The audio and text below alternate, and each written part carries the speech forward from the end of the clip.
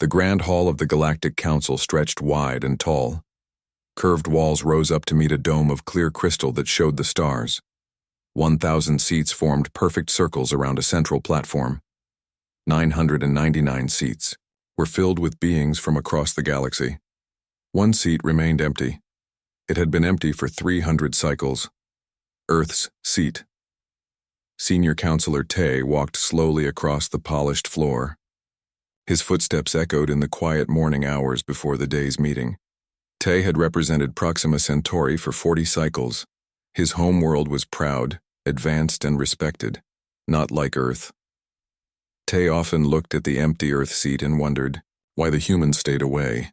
Tay stopped by the vacant chair. It was simple, made of the same white material as all council seats. A small blue and green symbol, Earth's mark, was the only decoration. Still talking to the empty seat, Counselor Tay? Tay turned to see Counselor Han approaching. Han represented the gas giants of Epsilon Eridani and always smelled faintly of sulfur. Just thinking, Tay said. 300 years is a long time to refuse an invitation. Han made a bubbling sound that passed for laughter among his kind. The humans are strange.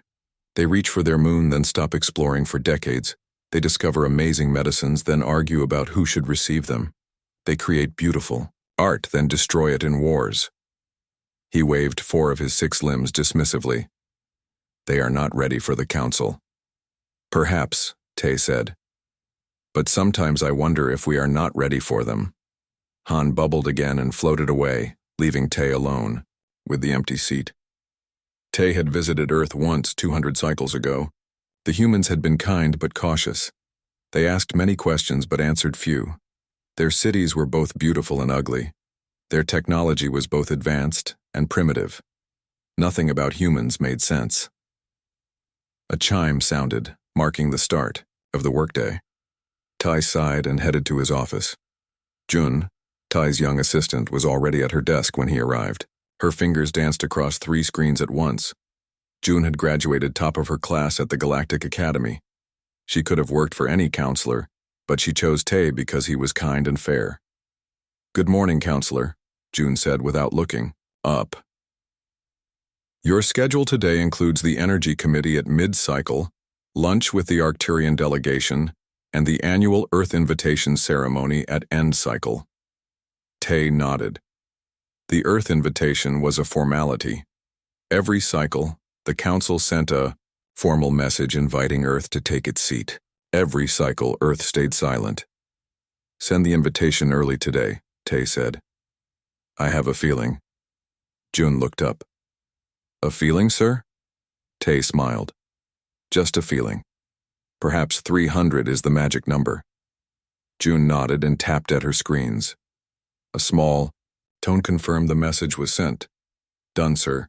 The invitation has been transmitted to Earth." She returned to her work. "I've also prepared your notes for the Energy Committee. The Arcturians want to discuss increasing their quota on dark matter harvesting." Tay sat at his desk, half listening as Jun outlined the day's issues. His mind kept returning to Earth. Why did they stay away? Most planets jumped at the chance to join the Council. Membership meant access to advanced technology, free trade, and protection. Earth had little defenses beyond its own solar system. They would be helpless if threats came from deep space. Yet they refused the Council's protection year after year. Jun's console chimed suddenly. She frowned and checked the alert. "That's strange," she said. "What is it?" Tay asked. "We've received a message from Earth." Tay stood quickly. "What does it say?" Jun looked up, her eyes wide with surprise. "Earth accepts the invitation. They're sending a representative." Tay felt his heart's race. "When?" "Tomorrow," Jun said, checking the message again. "They'll arrive tomorrow." The news spread through the Council building faster than light. By mid-cycle, every representative knew the humans were finally coming. Tay could hear the whispers as he walked to the Energy Committee. Meeting. Primitive species. Barely left their solar system. Still use fossil fuels on some parts of their planet. Will they even understand our discussions? In the meeting room, conversation stopped when Tai entered. Supreme Elder Nyok, the most senior council member, approached him. "Is it true?" she asked, her long, thin face serious. "The humans have accepted?" "Yes, Elder," Tai said. "They arrive tomorrow." Nyok frowned. Her species lived for thousands of cycles. She remembered when Earth was first discovered. "Curious timing," she said. "The Void Herald reports have increased in the outer systems." Tai felt a chill. The Void Heralds were rarely mentioned in the council. They were the galaxy's nightmare, beings who appeared when civilizations reached certain technological points. Worlds that reported seeing Void Heralds often went silent shortly after. "Do you think there's a connection?" Tai asked quietly. Nyok's 4 eyes blinked in sequence. 300 cycles of silence, and now they come. There is always a reason. Counselor Tai.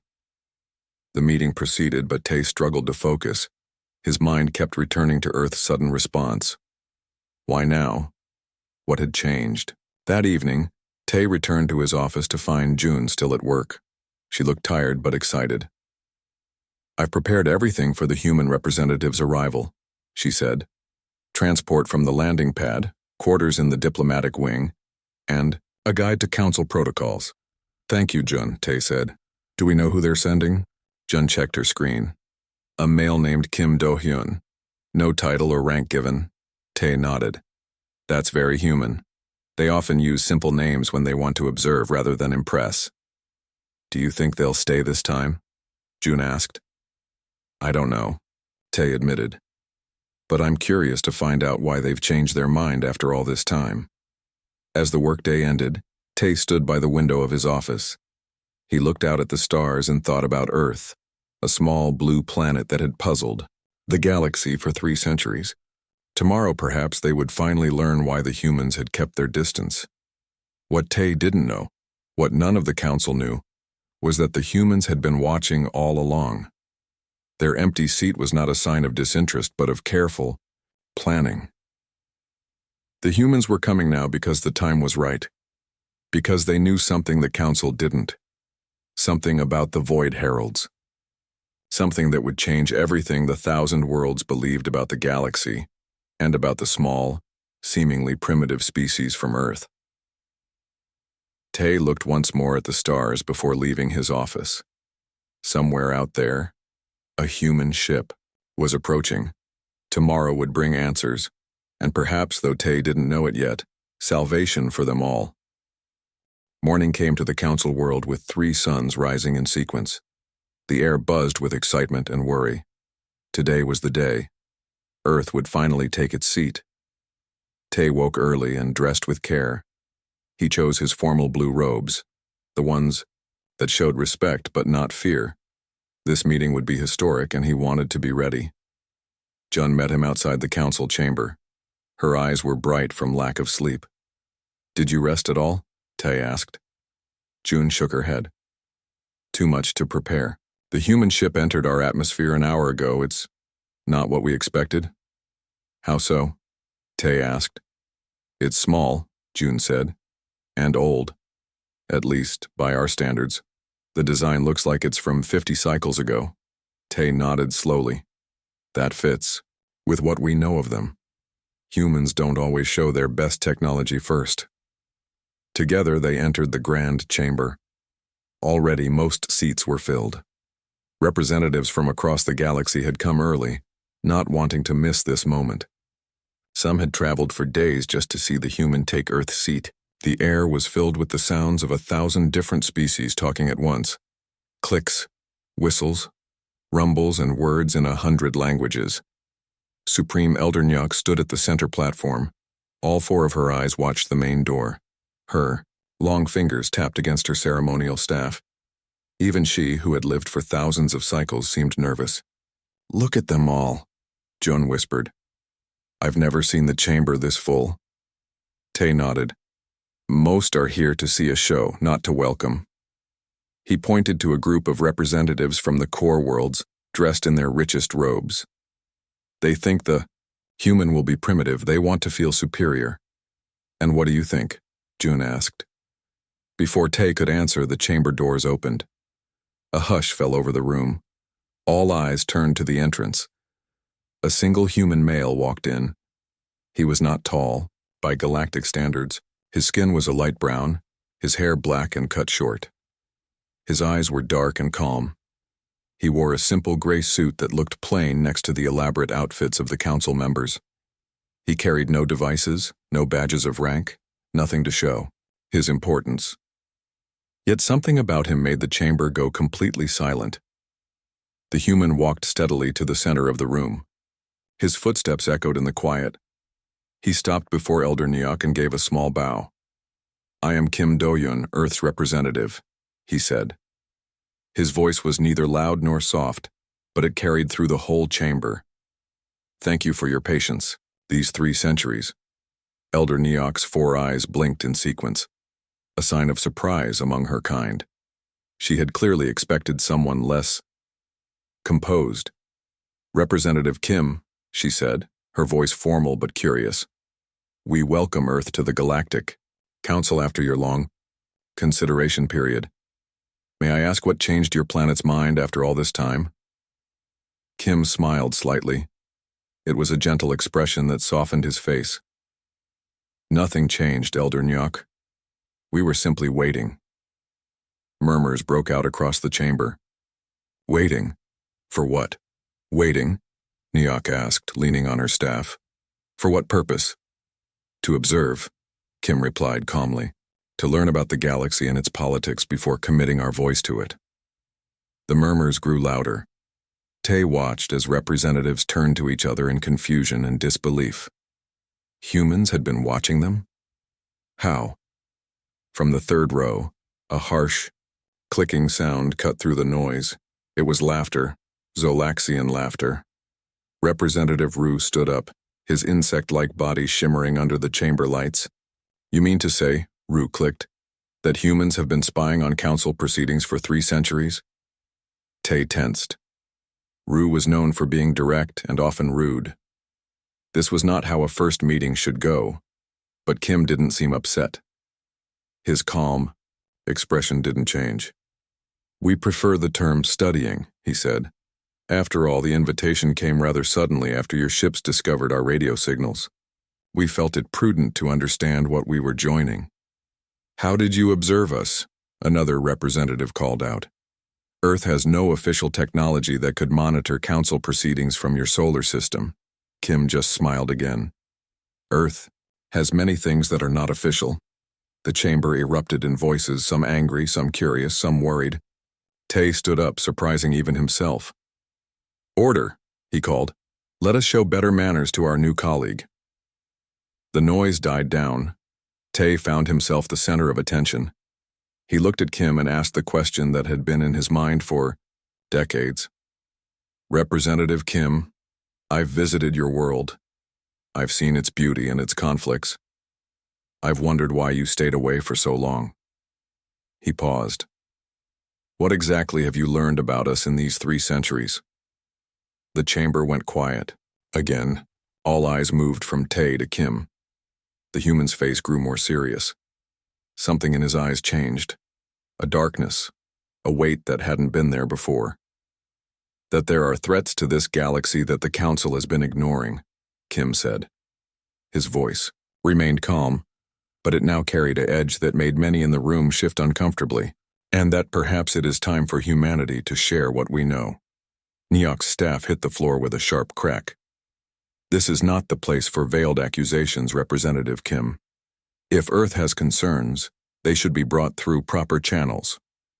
"We tried," Kim said simply. "Your sensors detected our probes 80 cycles ago in the outer rim. We sent warnings about what we found. Those warnings were classified and buried." The chamber went completely still. Even breathing seemed too loud. Tay felt a cold feeling spread through his chest. 80 cycles ago, that was when the first Void Herald sightings had been reported and dismissed by the Council security forces. "How do you know about that?" Nyok asked, her voice barely above a whisper. Kim reached into his pocket. Several security drones moved closer, but he only pulled out a small device. He pressed it once, and a hologram appeared above his palm. It showed a star map of the outer rim. Several points were marked in red. "These are the worlds that reported Void Herald sightings," Kim said. "And these new points appeared in black are the worlds that went silent afterward." Tay stood frozen. The black points formed a clear pattern, a line moving steadily toward the Council worlds. A path of dead or empty planets. "This cannot be," Rue clicked, all mockery gone from his voice. "The Void Heralds are just stories to scare new species." "Are they?" Kim asked. He turned to look directly at Elder Neok. "Or are they very real and very dangerous and moving closer every cycle?" Neok's 4 eyes narrowed. "This information is restricted by Council security protocols. Human, how did you access it?" Kim closed his hand and the hologram vanished.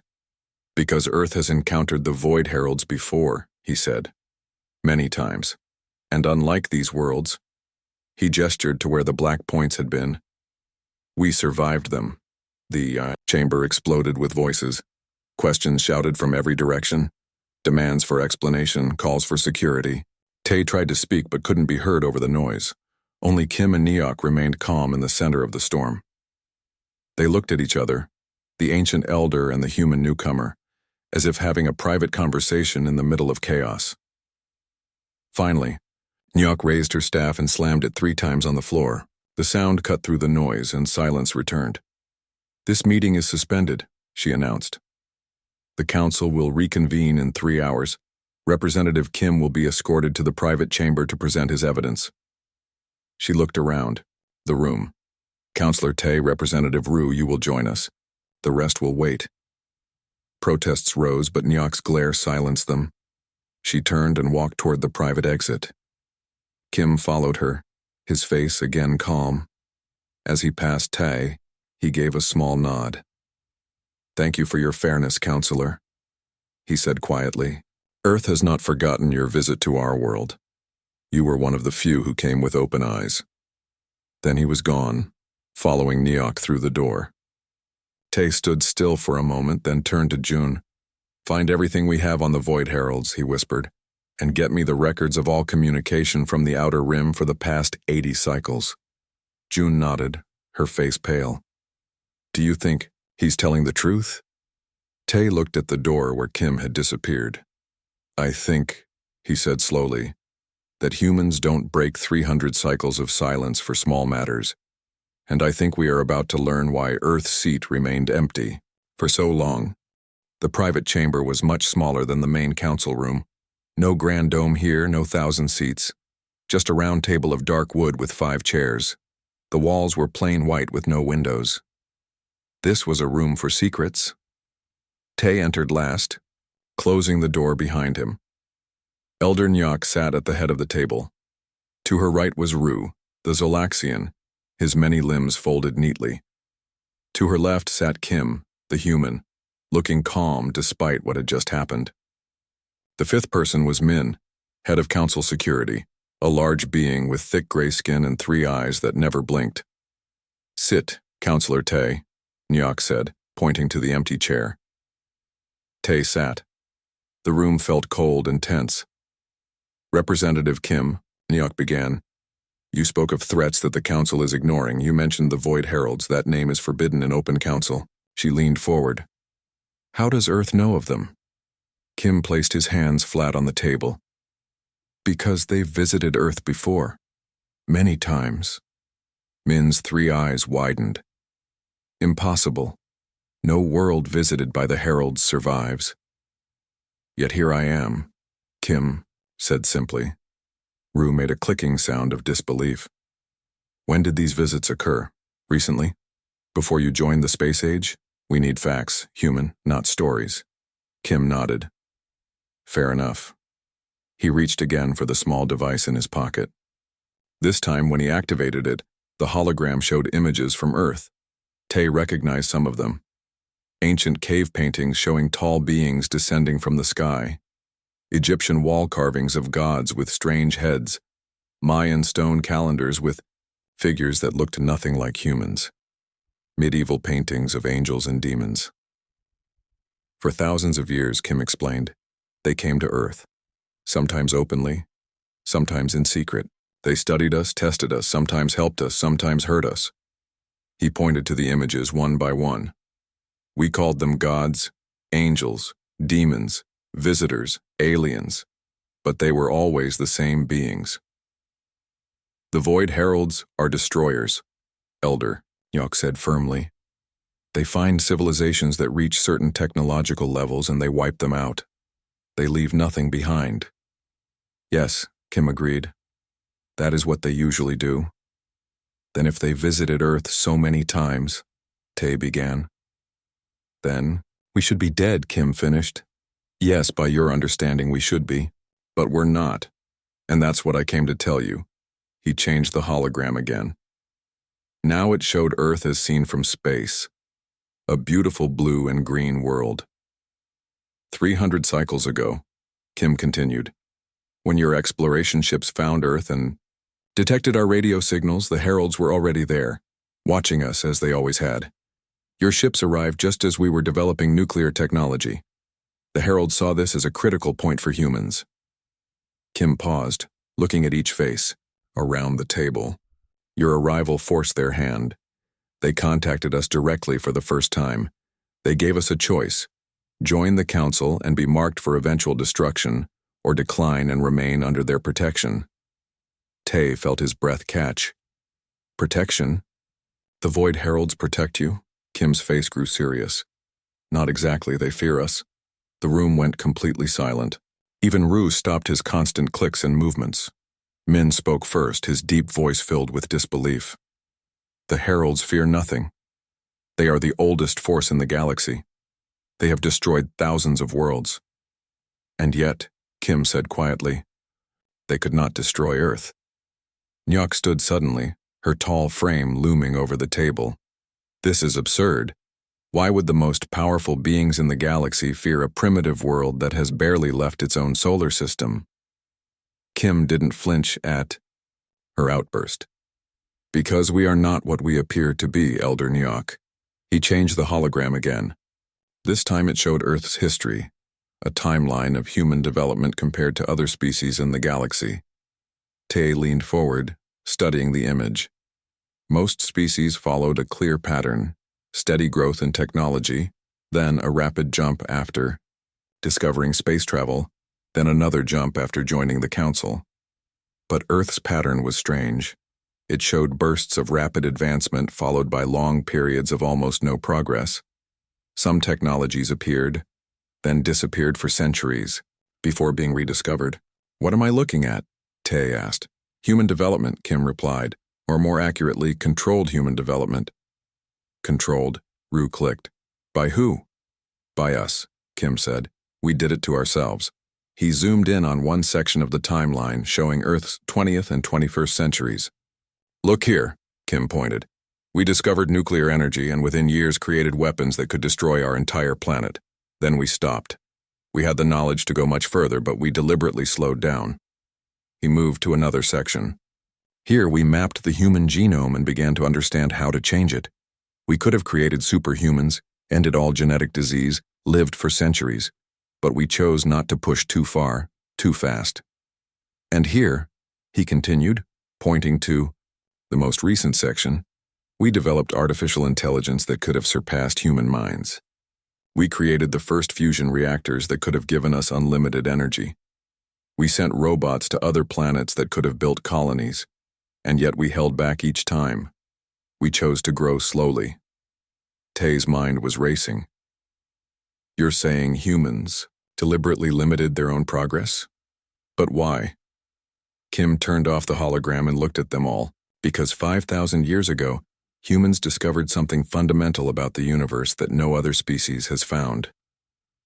The Void Heralds detected this discovery and came to destroy us, as they had done with countless civilizations before, but they couldn't. Why not?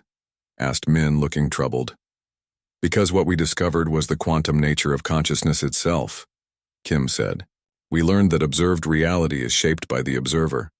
Put simply, we learned to believe differently, and it made us different. Rue's clicking grew faster, a sign of agitation. Are you claiming humans have some kind of reality manipulation? Powers? Not individually, Kim explained. Collectively, human civilization developed a unique trait, cognitive diversity on an unprecedented scale. While other species evolved toward unified thought patterns, humans became more diverse in our thinking. He looked at each of them. You all come from worlds where your people generally think alike, correct? Your cultures value harmony and agreement. Tay nodded slowly. It was true.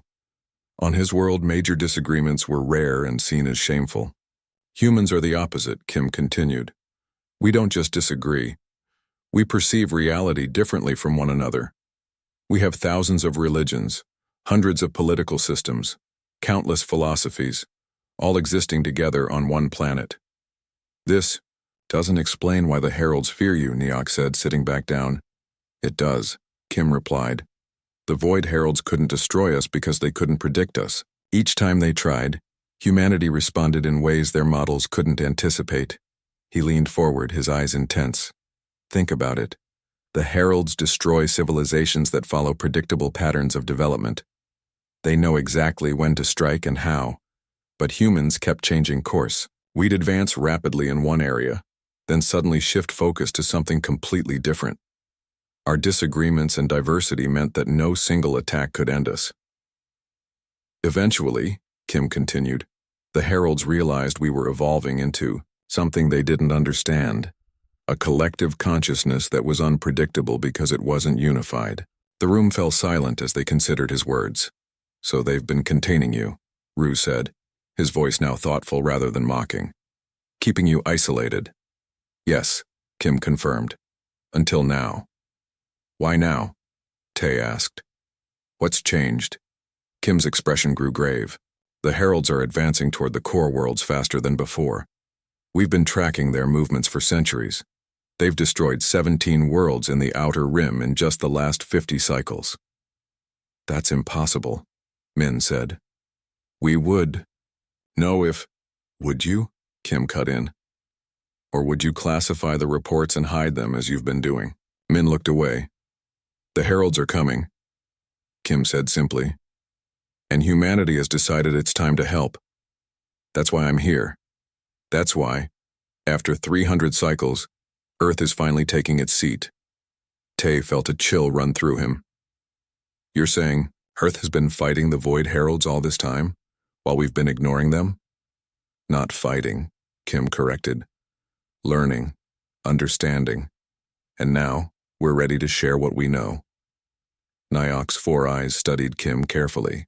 If what you say is true, Representative Kim, then the Council has been blind to a great danger. And perhaps, her voice softened slightly, to a great ally. Kim nodded. Earth's seat remained empty, not because we rejected the Council, but because we were protecting it in our own way. How can we verify any of this? Rue asked. Let me show you, Kim said. But not here. We need to return to the main chamber. What I have to share next should be seen by all representatives. Neok hesitated, then stood. Very well. The Council will reconvene. And Representative Kim... She fixed all 4 eyes on him. I hope for all our sakes that Earth's revelations are worth 300 cycles of waiting. Kim stood as well, his face solemn but determined. They are, Elder. The galaxy's survival may depend on it. The Council chamber erupted in chaos. Representatives shouted questions and accusations while security drones hovered nervously over the assembly. Elder Nyok finally restored order with a thunderous slam of her ceremonial staff. Explain yourself. Representative Kim, how could the most destructive force in our galaxy fear a species that has barely left its solar system? Kim nodded solemnly. What if I told you that humanity's technological development was deliberately slowed, that we chose to progress gradually rather than leap forward? He activated another hologram, showing Earth's technological timeline alongside the standard developmental path of other species. Where other civilizations followed predictable curves, Earth's pattern was erratic. Rapid advances followed by long plateaus, technologies abandoned before their potential was realized. 5,000 years ago, humans discovered something fundamental about the universe that no other species has found. The Void Heralds detected this discovery and came to destroy us, as they had done with countless civilizations before. But they couldn't. Why not? Asked Counselor Sun. Because what we discovered was the quantum nature of consciousness itself. We learned that observed reality is shaped by the observer. Simply put, we learned to believe differently, and it made us different. Tay leaned forward. Are you claiming humans possess some form of reality manipulation? Not individually, Kim explained. Collectively, human civilization developed a unique trait, cognitive diversity, on an unprecedented scale. While other species evolved toward unified thought patterns, humans became more diverse in our thinking. We don't just disagree. We perceive reality differently from one another. The Void Heralds couldn't destroy us because they couldn't predict us. Each time they tried, humanity responded in ways their models couldn't anticipate. Eventually, they realized we were evolving into something they didn't understand. So they've been containing you, Rue said, the Zolaxian's voice now thoughtful rather than mocking. Yes, Kim confirmed. Until now, Kim stood at the center of the council chamber, the representatives of 1,000 worlds watching in stunned silence as he completed his explanation. The Void Heralds haven't attacked a council world in over 50 cycles, have they? That's because they've been preoccupied with Earth, studying us, containing us, and most recently negotiating with us. Elder Nyack's voice trembled slightly. Negotiating? What could they possibly want from humans? Understanding, Kim replied. They want to understand how we think. And in exchange, they've offered us, and by extension the entire galaxy, freedom from their cycles of destruction. He activated a final hologram, a treaty document bearing signatures in both human languages and the strange geometric script of the Void Heralds. I came here today not just to claim Earth's seat but to deliver news.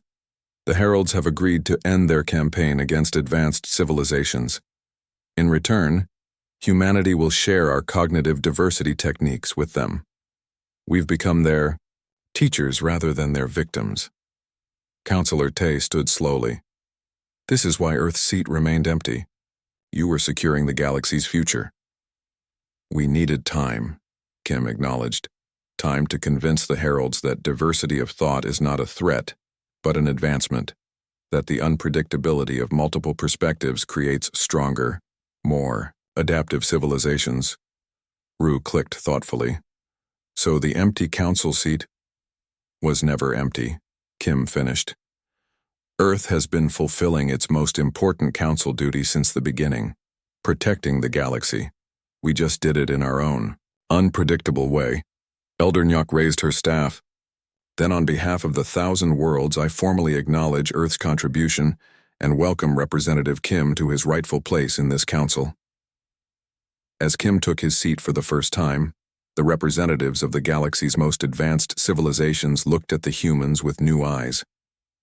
They had misjudged this species from a small blue planet, believing them primitive and unready for galactic politics. What they hadn't understood was that humanity's greatest strength was never their technology, but their diversity of thought, the very trait that had saved not just Earth, but potentially all sentient life in the galaxy. The council session that day marked the beginning of a new era, one where humanity's seat would never be empty again, and where the 1,000 worlds would learn from the species that had done the impossible. They had changed the mind of the unchangeable.